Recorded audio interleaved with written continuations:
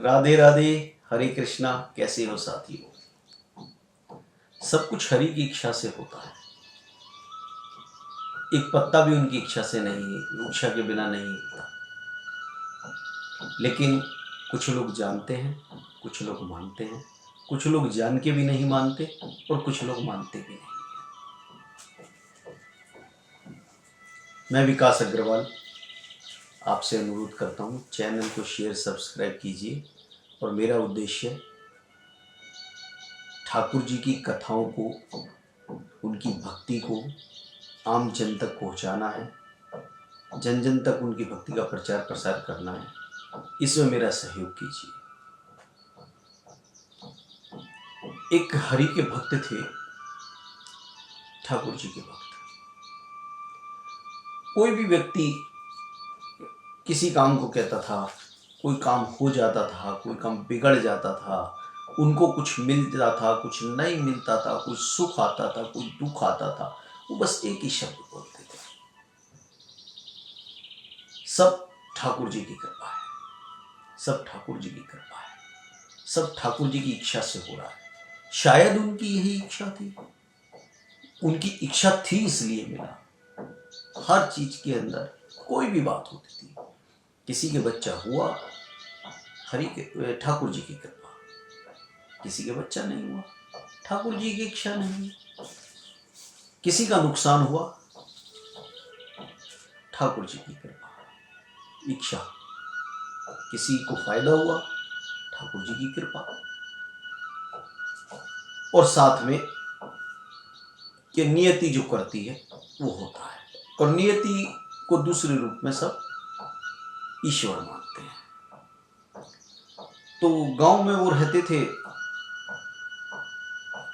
कोई भी बात होती थी हमेशा ऐसे ही किया करते थे। एक गांव के जमींदार थे, वो जब उस व्यक्ति की इस बात को सुनते थे तो उनको मन में बड़ा क्रोध सा उत्पन्न होता था, एक ईर्ष्या टाइप हो जाती थी ठाकुर जी से कि ये व्यक्ति हर बात को ठाकुर जी से क्यों जोड़ देता है। आंधी आई, पेड़ गिर गया, ठाकुर जी की इच्छा। आम बहुत अच्छे आ गए बाग में, ठाकुर जी की इच्छा। आम नहीं आए बगीचे में, ठाकुर जी की इच्छा। वो बड़ा व्यथित रहने लगा इसको सुन के, बल्कि उसका मन करता था कि इस व्यक्ति को मैं कोई बात बताऊं ही ना, क्योंकि इसके सामने पढ़ूंगा तो ये राधे राधे करेगा, राधे राधे बोलने के बाद ये तुरंत कहेगा श्री हरि इच्छा, ठाकुर जी की इच्छा। उसके मन में ये चीजें चलती रहती थी कि ये सब चीज हमारे कर्म से होता है, ना कि हरि इच्छा से। और बहुत से लोगों के ये प्रश्न होते हैं, बहुत से लोगों का यही चिंतन होता है कि जो भी होता है हमारे कर्म अनुसार होता है। लेकिन जो लोग ठाकुर जी में विश्वास रखते हैं, उनको क्षणिक भी जानते हैं, क्षणिक मतलब तनिक भी जानते हैं, तो वो लोग इस बात में विश्वास जरूर रखते हैं कि कर्म प्रधान है, माना कर्म करना चाहिए, लेकिन कर्म करने लायक बनाना, कर्म का विचार बनाना, ये सब ठाकुर जी की इच्छा से होता है, जब उन्हें हमें कुछ देना होता है। जो लोग जानते हैं वो इस बात को जरूर मानते हैं, और कुछ लोग नहीं मानते, वो केवल कर्म प्रधान को लेकर चलते। ऐसे ही वो जमींदार थे। तो एक दिन जमींदार सुबह सुबह, उनको एक खुशी हुई, उनको एक लाभ हुआ व्यापार में, तो उन्होंने बोला कि भाई आज मुझे बहुत व्यापार में लाभ हुआ है, तो ये मिठाई खाइए आप। तो वो बड़े प्रसन्न हुए, उन्होंने मिठाई खाई। ठाकुर जी की कृपा से आज मिठाई मिली सुबह सुबह खाने के लिए।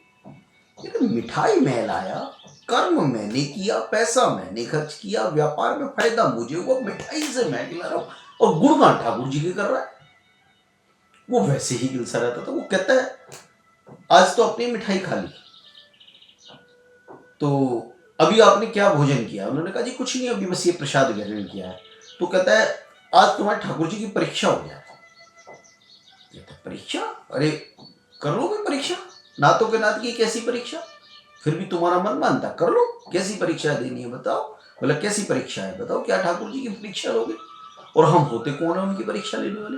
तो कहा नहीं नहीं, या तो तुम ये कहना बंद कर दो कि ठाकुर जी की इच्छा, ठाकुर जी की कृपा, ठाकुर जी की इच्छा, और या फिर आज आपको परीक्षा देनी पड़ेगी। आप दो, आपके ठाकुर जी दे, मुझे नहीं पता। आज मैं ये सिद्ध करके रहूंगा कि कर्म ही प्रधान है, ठाकुर जी की इच्छा से नहीं होता। वो कहने लगे कैसे सिद्ध करोगे? कहने लगे अगर मैं आपके सामने थाली में भोजन रख दूं और हाथ को आगे ना बढ़ाओ, उसमें से एक टुकड़ा ना तोड़ के अपने मुंह तक ना ले जाओ और मुंह को ना चबाओ, तो क्या आपके पेट में जाएगा और आपका पेट भरेगा, आपकी आत्मा तृप्त होगी? तो कहने लगे अगर हरी इच्छा होगी ना तो मैं हाथ भी ले जाऊंगा, टुकड़ा भी खाऊंगा और चबाऊंगा भी, पेट भी भरेगा, आत्मा भी तृप्त होगी। लेकिन हरी इच्छा नहीं होगी तो नहीं होगा। न कहा तो आज यही परीक्षा है। तो कैसे? वो बोले कैसे? तो उन्होंने कहा तुम चलो। उन्होंने गांव के कुछ लोग इकट्ठे किए और उस व्यक्ति को ले गया। वो वैसे व्यक्ति ब्राह्मण थे, तो उन ब्राह्मण मतलब कर्मकांडी ब्राह्मण थे, पूजा पाठ किया करते थे। तो वो ब्राह्मण को ले गया एक पास के जंगल में। पास में एक जंगल था, घना जंगल था। उस जंगल में वैसे लोग नहीं आया जाया करते थे, लेकिन चूंकि पहले रास्तों की कमी थी तो जंगल के बीच से निकल के रास्ता बना लिया करते थे, ऐसे चले जाया करते थे।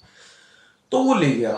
अब उनकी योजना ये थी, उन्होंने कहा देखो मैं आज जो है, तुमने ये लड्डू को प्रसाद ले लिया, इसके बाद तुम्हें आज के दिन में भोजन नहीं मिलेगा, और देखते हैं तुम्हारे ठाकुर जी तुम्हें भोजन देते या नहीं देते। देख लो जी, अगर मेरे नसीब में होगा वो ना भोजन तो मिलेगा। कैसे मिलेगा? ठाकुर जी जंगल में खुद लेके आएंगे, बिल्कुल लाएंगे जी। वो लाए, वो खुद लाए, वो किसी पक्षी से भेजें, वो कोई धरती फाड़ के दें, वो आसमान से टपकाएं, वो कुछ भी करें, वो भेजेंगे मेरे लिए भोजन, अगर मेरे नियति ने आज मुझे भोजन देना है तो। मैंने कहा तो आज यही तुम्हारी और हमारी एक प्रकार से जिसे कहते हैं शर्त, हम आजकल बोल देते हैं। तो उन्होंने कहा आज यही आपकी परीक्षा है, आपके ठाकुर जी की परीक्षा, कि आज आपको हम भोजन नहीं करने देंगे और देखते हैं वो कैसे तुम्हारे लिए भोजन का प्रबंध करें।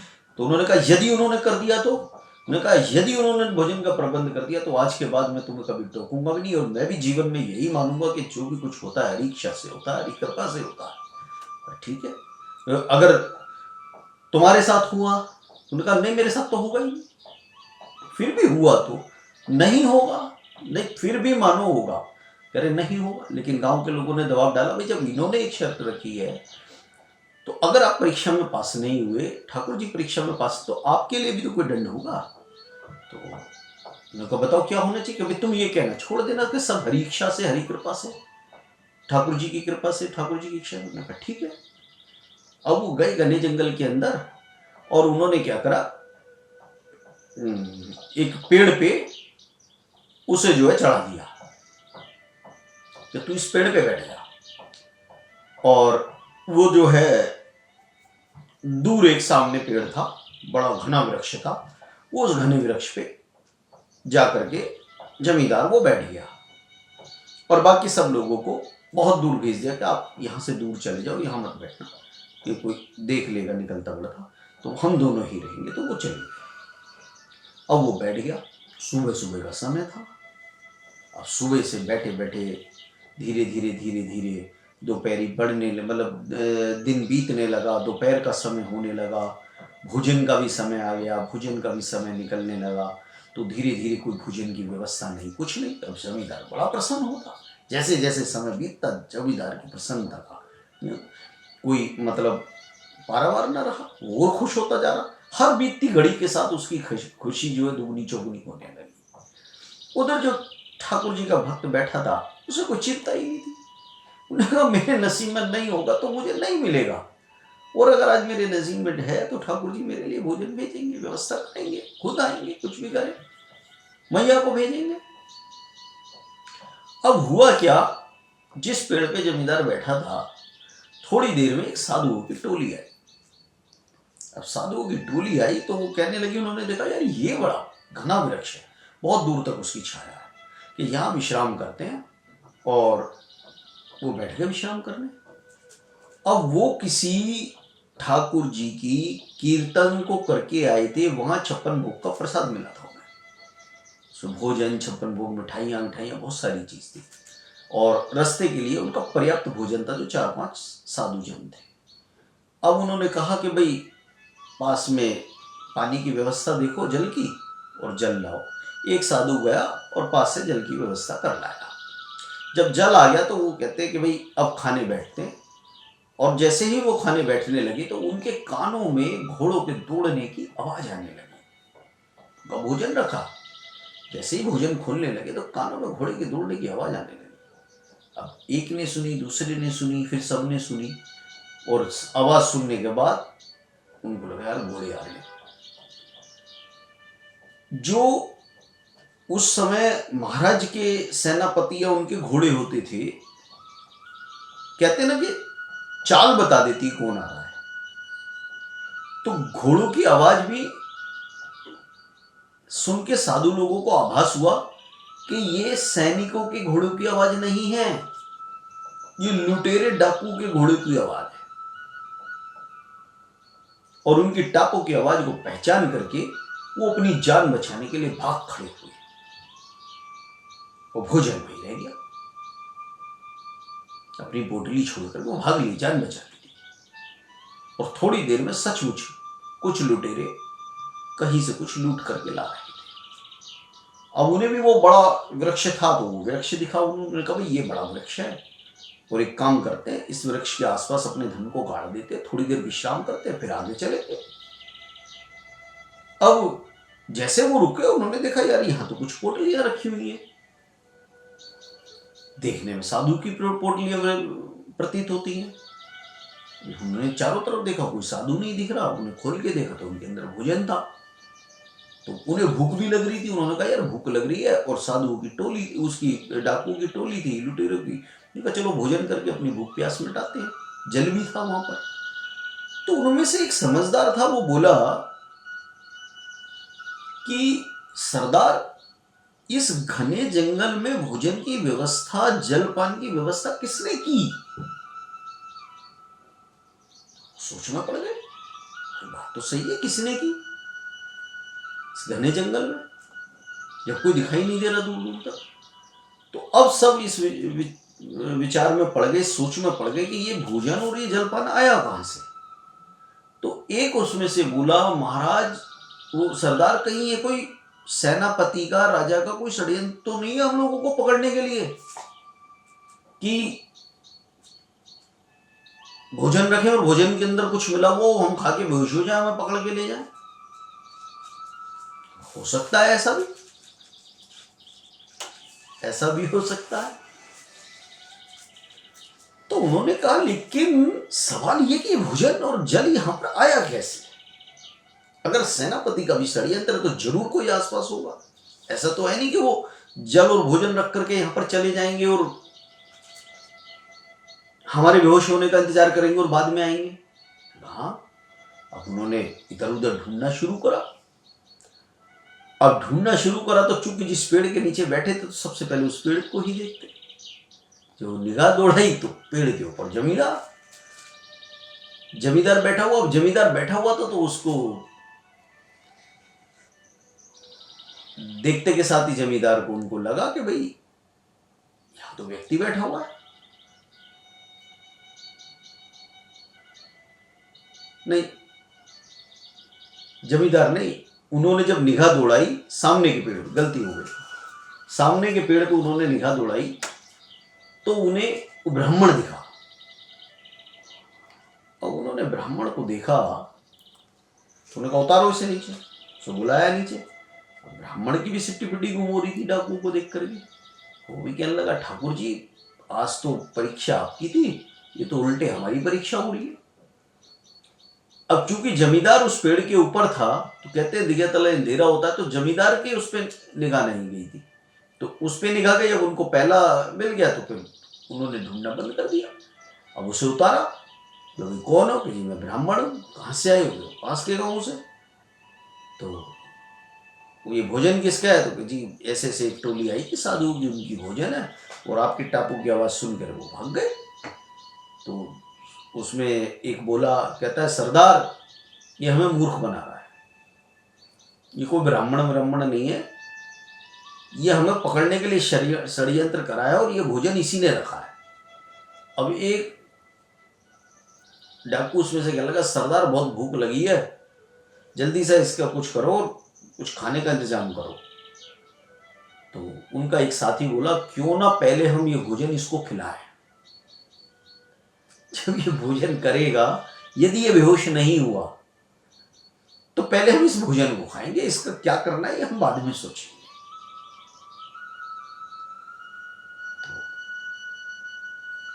तो अब ये सब चीजें जमींदार देख रहा था। जब जमींदार ये चीजें देख रहा था, आज जमींदार को पहली बार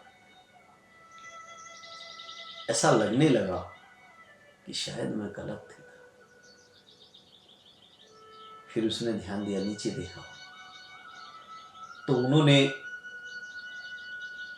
डाकू के साथियों ने उसको पकड़ा और कहा ये भोजन करो। अब वो मना करने लगा भोजन करने को, क्योंकि उनकी शर्त के अंदर ये तय था कि जब तक ठाकुर जी आपके लिए भोजन नहीं लेके आएंगे तब तक आप भोजन मत करना। वो उसको तो ठाकुर जी को देखना था, जमींदार को, डाकू को थोड़ी खिलाते हुए देखना था। तो ब्राह्मण भी मना करने लगा, लेकिन उन्होंने दो जनों ने पकड़ा और दो जनों ने, एक ने मुंह खोला और एक ने जो लेकर के जो भोजन था उसके मुंह में डाला और उसके जो हथियार थे उसके ऊपर तान दिए गए, चबाएंगे, और जबरदस्ती उसने वो उसको भोजन को चबाने लगा। और सब बार बार उसे खिलाया, एक बार, दो बार, चार बार, 6 बार, 8 बार। उनको जब तक ये पूर्ण रूप से संतुष्टि नहीं हो गई डाकुओं को कि इस भोजन के अंदर कोई ऐसा पदार्थ मिला हुआ नहीं है जिससे कि हमारी मृत्यु हो सके या जिससे हम बेहोश हो सकें, ये भोजन शुद्ध है या नहीं है, जब तक उनको इस बात का आभास नहीं होता, पूर्ण विश्वास नहीं होता, तब तक वो उस भोजन में से उसको खिलाने लगे। और वो खाने लगा, उसका पेट भर गया था। कह रहा, हाथ जोड़ लिए ने, महाराज मेरा पेट भर गया, अब मेरे से नहीं खाया जाता। तब उनमें से एक बोला कि महाराज पेट भर के तो खा लिया, अगर इसमें कुछ ऐसा होता ना तो ये इतना भोजन नहीं कर पाता। हमने कोई इसको एक आध बार नहीं दिया, हमने इसको भरपेट भोजन खिलाया। तो उनको लगता है। फिर डाकू की टोली ने भोजन किया, और चूंकि डाकू की टोली को यह आभास हो गया कि ये ब्राह्मण है और ये सही कह रहा है, और ब्राह्मण से जब बात हुई तो कि तू पेड़ पे क्या कर रहा है, तो उसने कहा जी ऐसे ऐसे मैं तो हरि का भक्त हूँ और ऐसे ऐसे हमारी शर्त रखी। उन्होंने जमींदार को भी नीचे उतारा, जमींदार से भी बात हुई, दोनों की बात एक थी। उनको लगा कि ये लोग आम इंसान हैं, उन्होंने छोड़ दिया, अपने भोजन किया और चले गए। आज साथियों, जमींदार ने ठाकुर जी का करिश्मा देखा, एक साक्षात चमत्कार देखा। बहुत लोगों को आपने ये कहते सुना होगा कि कर्म ही प्रधान है, मानते हैं कर्म करना जरूरी है, बिना कर्म के नहीं होता। लेकिन साथियों, कर्म करने का जो रास्ता है, कर्म करने की जो इच्छा है, वो भी उनसे ही उत्पन्न होती है जब हमारी नियति के अंदर होता है, जब हमारे भाग्य में होता है। नहीं तो मेहनत तो एक मजदूर भी बहुत करता है, वो करोड़पति नहीं बन पाता, वो मुश्किल अपने बच्चों का पेट भर पाता है, वो जीवन यापन के लिए जरूरी सुविधाएं नहीं इकट्ठी कर पाता। जो हम प्रारब्ध में लिखा करके आए हैं वो हमें जरूर मिलता है। भोजन हमें, जल हमें, आपने सुना होगा ना, जगह बुला लेती है। आपको अगर आज का भोजन, आप दिल्ली में रहते हैं और आपको आज का भोजन हरिद्वार में करना है, तो अनायास ही आपके साथ ऐसे कारण बनेंगे कि आप भोजन के समय तक हरिद्वार पहुंच जाएंगे और हरिद्वार में ही भोजन करेंगे। नियति को पहले से ही ये मंजूर होता है, जो नियति में होता है वही होता है। इसी को हम कहते हैं कि श्री हरि की इच्छा, ठाकुर जी की इच्छा, कान्हा जी की इच्छा। और उस जमींदार को आज पूर्ण रूप से विश्वास हो गया कि वाकई में श्री हरि इच्छा से होता है। जो कुछ होता है, ब्राह्मण देव के पैर छू के उसने माफी मांगी और उस दिन से वो भी ठाकुर जी का भक्त परायण बन गया। तो साथियों, आपके लिए ऐसी कथाएं, अच्छी और सच्ची कथाएं आपके लिए और लेकर के आऊँगा। बस आपसे अनुरोध है, अपने अनुभव को, जो ठाकुर जी की कृपा हुई है, यदि आपके साथ ऐसा अनुभव हुआ है तो मुझे शेयर करें, ताकि मैं जन जन तक उस कथा को पहुंचा सकूं और आम इंसान को ये विश्वास हो सके कि सिर्फ बड़े बड़े भक्तों के ही साथ ठाकुर जी मौजूद नहीं है, हम तो आम इंसान के साथ भी हैं। आइए उनकी भक्ति का प्रसार करते हैं। मेरे चैनल को शेयर, सब्सक्राइब करिए। राधे राधे, हरे कृष्ण।